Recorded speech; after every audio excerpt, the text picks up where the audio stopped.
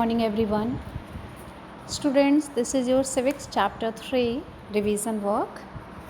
What is government? This is the chapter, and in this chapter you had already studied about the what is government, what are the levels of government, for the example local level, national level, state level, and you had also studied that the laws and the government कि जो laws बनते हैं वो कौन बनाता है, government के functions क्या क्या होते हैं, गवर्नमेंट की टाइप्स क्या होती हैं, जैसे कि monarchial form of government, democratic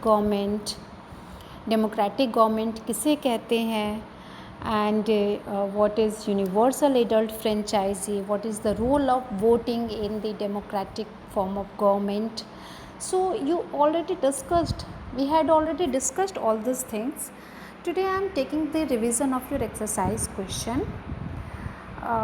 For the example, first question number 1 is,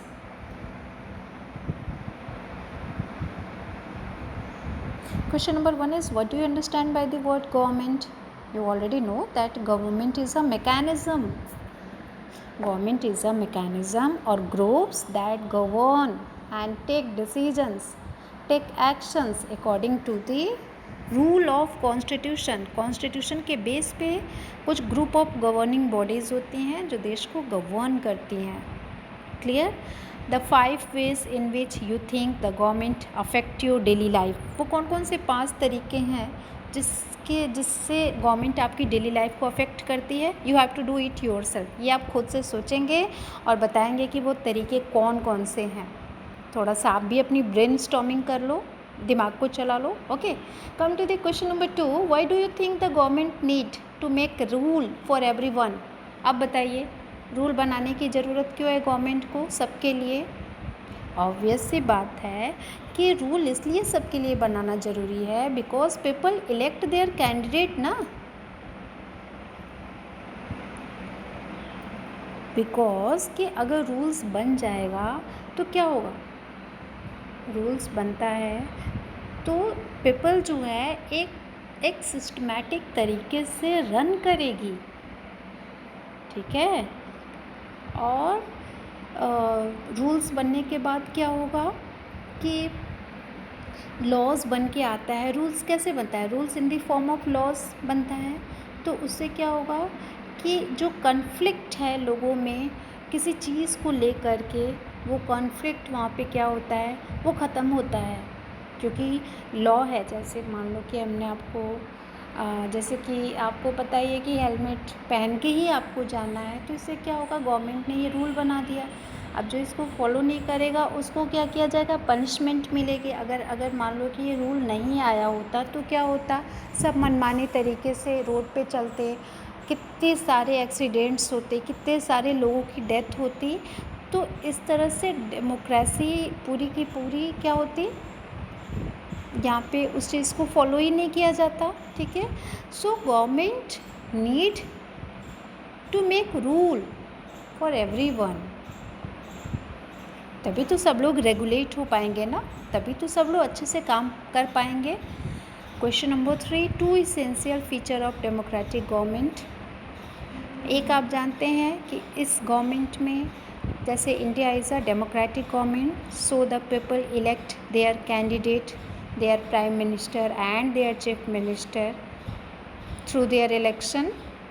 Number 2, you can say that कि government has to, and जो गवर्नमेंट हम इलेक्ट कर देते हैं, चाहे वो स्टेट गवर्नमेंट हो, चाहे वो नेशनल गवर्नमेंट हो, सेंट्रल गवर्नमेंट हो, वो गवर्नमेंट क्या करती है, हैज़ टू गिव आंसर.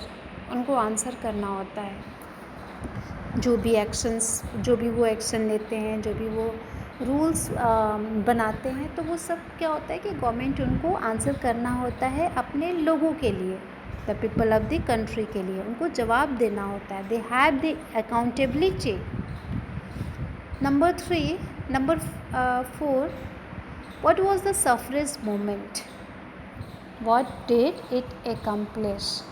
तो सफरेज मूवमेंट आपको पता ही है कि all over Europe and USA में वुमेन को उनको फाइट करना पड़ता था. Women had to fight for the participation in the government and women's, so this movement is called as women suffrage movement.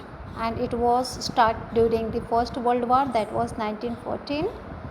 And after that, what was the impact? That there was the right to vote for all the women start हो गया, अब उनको मिलने लगा. ठीक है, कब मिला? अमेरिकन वुमन को सबसे पहले 1920 में राइट टू वोट मिला था, और यूके में जो वुमेन है उनको 1928 में राइट टू वोट मिला था. आप बता सकते हैं इंडिया में राइट टू वोट कब मिला था सबको? हम लोग के यहाँ तो यूनिवर्सल एडल्ट फ्रेंचाइजी फॉलो होती है, सभी एडल्ट चाहे मेल हो या फीमेल, वो उन सबको राइट है. तो जब हमारा देश आज़ाद हुआ 1947 में, और उसके बाद हमारा जो कॉन्स्टिट्यूशन बन के आया 1950, then we are able to choose our government. Okay, so question number 5 you will do it yourself. Give 5 points to support your view. What was the view? Gandhi strongly believed that every adult in India should be given the right to vote. Yes, it is right. सबको होना चाहिए right to vote. ठीक है. However, a few people do not share his views. लेकिन कुछ लोग अपने views share नहीं करते हैं.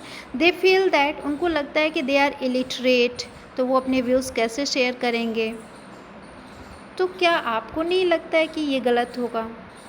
Because during the time of independence struggle जो हुआ था, उसमें तो every section of the society has participated for the independence. They had done struggles for the independent for their country, then they must have the right to vote for the choose of their government, है ना.